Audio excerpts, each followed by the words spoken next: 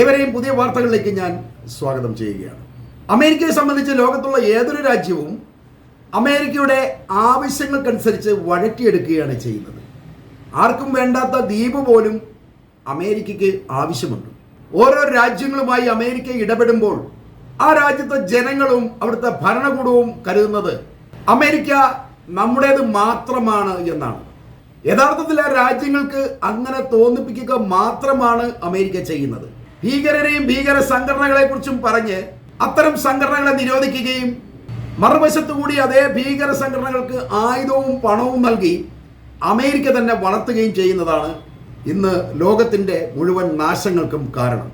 ജനാധിപത്യത്തിനൊപ്പം നിൽക്കുമ്പോൾ തന്നെ ഏകാധിപതികളെ പിന്തുണയ്ക്കുകയും ചെയ്യുന്നുണ്ട്.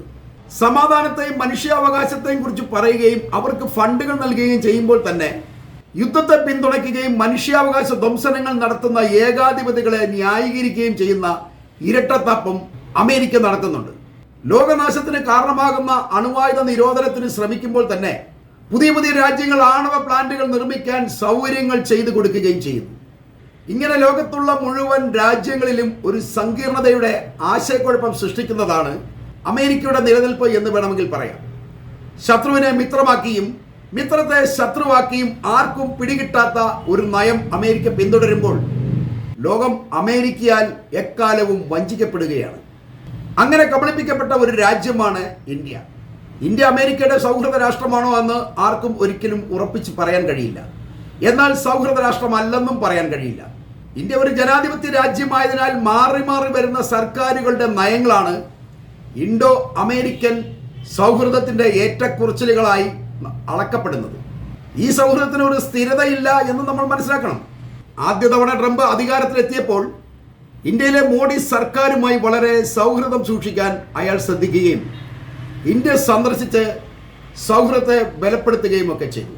ആ സൗഹൃദത്തെ രാഷ്ട്രീയത്തിലുപരി മോഡിയുടെ സ്വന്തം സുഹൃത്ത് എന്ന പ്രചാരണമാക്കി മാറ്റാനാണ് BJP അന്ന് ശ്രമിച്ചത്. എന്നാൽ ട്രംപിന്റെ രണ്ടാം വരവ് ഈ സൗഹൃദത്തെ എല്ലാം മാറ്റിമറിച്ചു എന്ന് നമ്മൾ അറിയണം. പഴയ അമേരിക്കൻ വിദേശ നയങ്ങളെ അഴിച്ചുപണിത രാജ്യത്തിന്റെ സാമ്പത്തിക നഷ്ടങ്ങൾ നികത്താൻ ശ്രമം നടത്തുന്ന ഒരു ബിസിനസ്സുകാരനെയാണ് ട്രംപിൽ രണ്ടാം തവണ ലോകം കാണുന്നത്.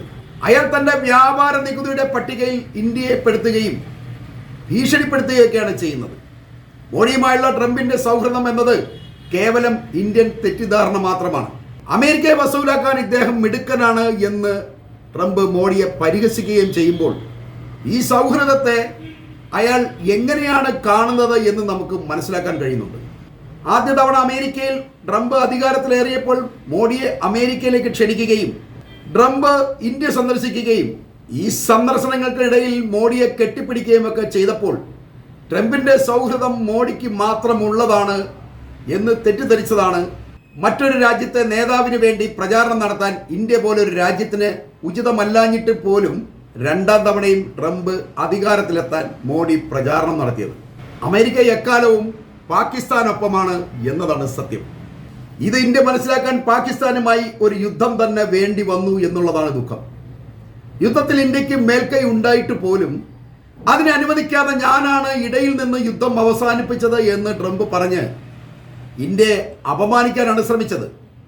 ഇതിന് കാരണം അമേരിക്കയ്ക്ക് ഇന്ത്യയേക്കാൾ എപ്പോഴും ലാഭകരം പാകിസ്ഥാനുമായിട്ടുള്ള സൗഹൃദമാണ് എന്നതാണ്. അമേരിക്കയുടെ നല്ലൊരു ആയുധ കസ്റ്റമറും അമേരിക്കൻ ഭീകരതയുടെ പങ്കാളിയുമാണ് പാകിസ്ഥാൻ എന്ന് നമ്മൾ മനസ്സിലാക്കണം.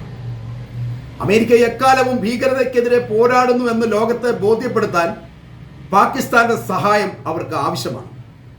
പാകിസ്ഥാനിൽ ഇട്ട് വളർത്തുന്ന ഭീകരരെയും വളർത്താനും അതേ ഭീകരരെ കൊന്ന് അമേരിക്കയുടെ കീർത്തി ഉയർത്താനും പാകിസ്ഥാൻ സഹായിക്കുന്നുണ്ട്. ഇത് ഒരു പാക് അമേരിക്കൻ ഗെയിമാണെന്ന് തിരിച്ചറിയാത്തത് ഇന്ത്യ മാത്രമാണ്. പാകിസ്ഥാന്റെ ഭീകരതയുടെ ഇര എക്കാലവും ഇന്ത്യ മാത്രമാണ്. മറ്റാർക്കും അത് ഉണ്ടാവുന്നില്ല.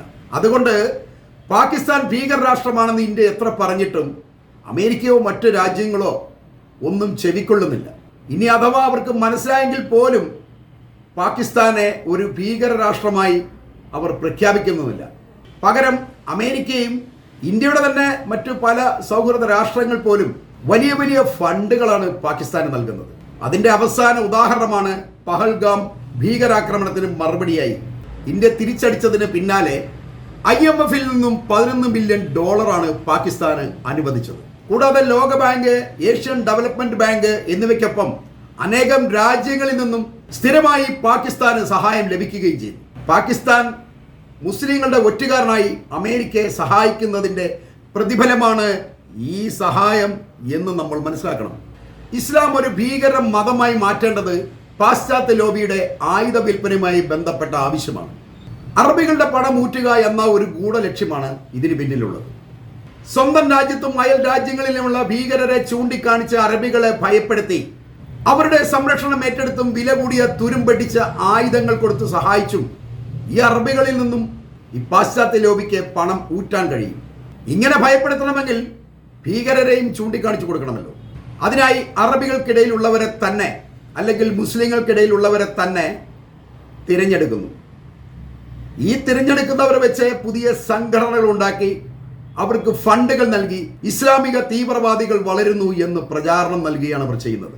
ഒസാമ ബിൻ ലാദനും ഇസ്ലാമിക സ്റ്റേറ്റിന്റെ തലവനായ അബൂബക്കർ അൽ ബാഗ്ദാദിയും ഒക്കെ ഇങ്ങനെ അമേരിക്ക ഉണ്ടാക്കിയെടുത്ത തീവ്രവാദ ബിസിനസ്സുകാരാണ്. അവർക്കൊപ്പമുള്ളവർ ശമ്പളം പറ്റിക്കൊണ്ട് ഭീകര പ്രവർത്തനം ചെയ്യുന്ന തൊഴിലാളികളുമാണ്. അമേരിക്കൻ താൽപ്പര്യങ്ങൾക്ക് വഴങ്ങാത്ത രാഷ്ട്രങ്ങളെ ഈ ഭീകര തൊഴിലാളികളെ ഉപയോഗിച്ച് ചിഹ്ന ഭിന്നമാക്കി അട്ടിമറിക്കുകയാണ് ചെയ്യുന്നത്. ഇറാഖിന് ശേഷം അതിൻ്റെ അവസാന ഉദാഹരണമാണ് ഇപ്പോൾ സിറിയ. ശരിക്കും ഇറാനും അമേരിക്കയും തമ്മിൽ ഇത്ര കഠിനമായ ഒരു ശത്രുതയുടെ ആവശ്യമൊന്നുമില്ല. ഒരു മേശയ്ക്ക് ചുറ്റും ഇരുന്ന് തീർക്കാവുന്ന പ്രശ്നങ്ങളെ ഇവർ തമ്മിലുള്ളൂ. പക്ഷേ അങ്ങനെ തീർന്നാൽ അത് അമേരിക്കയ്ക്ക് നഷ്ടം തന്നെയാണ്. ഇറാൻ അമേരിക്കൻ താല്പര്യങ്ങൾക്ക് വഴങ്ങാത്ത രാജ്യമാണ് എന്നുള്ളതാണ് ഇതിൻ്റെ കാരണം. അവർ റഷ്യൻ സൗഹൃദമുള്ളവരാണ്. അതുകൊണ്ട് ഇറാനെ ചിഹ്ന ഭിന്നമാക്കണം. അതിനാണ് ഇറാനെ എന്നും ഈ അമേരിക്ക ഭീഷണിപ്പെടുത്തിക്കൊണ്ടിരിക്കുന്നത്. ഈ അറബികൾക്ക് ഭയം ജനിപ്പിക്കാനായി പാകിസ്ഥാൻ ഭീകരരെ ഉപയോഗിക്കാൻ കഴിയാത്തത് കൊണ്ടാണ് ഇസ്രയേലിനെ അവിടെ നിലനിർത്തിയിരിക്കുന്നത്.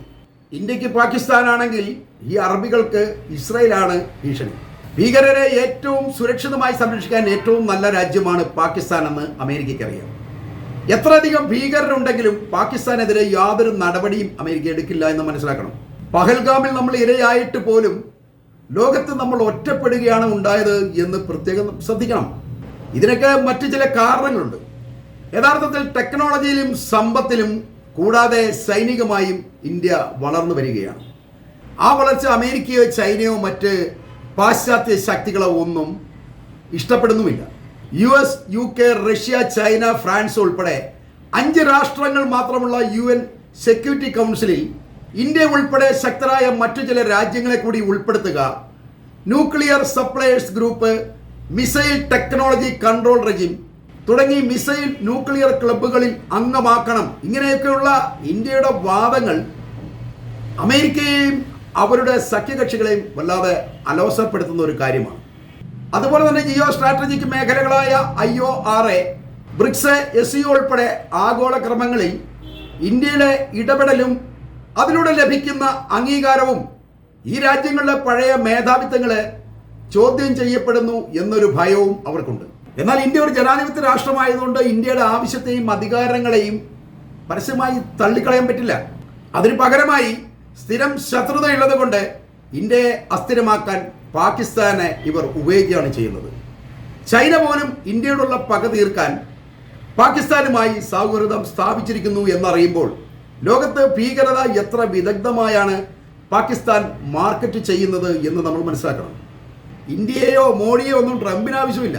അയാൾക്ക് ഡോളറിൽ മാത്രമാണ് കണ്ണ്. ഇന്ത്യയുമായി സൗഹൃദം തുടരാൻ വ്യാപാര ഉടമ്പടികളിലെ ഇളവുകളാണ് ട്രംപ് പകരം ചോദിക്കുന്നത് എന്ന് നമ്മൾ അറിയണം. അയാൾക്ക് ഇന്ത്യയിൽ നിന്നും പണം വാരാനുള്ള സൗകര്യം ചെയ്തു കൊടുത്താൽ ട്രംപ് മോഡിയുടെ സുഹൃത്താകും എന്ന് പറഞ്ഞുകൊണ്ട് ഈ വാർത്തകൾ ഞാനിവിടെ അവസാനിപ്പിക്കുകയാണ്.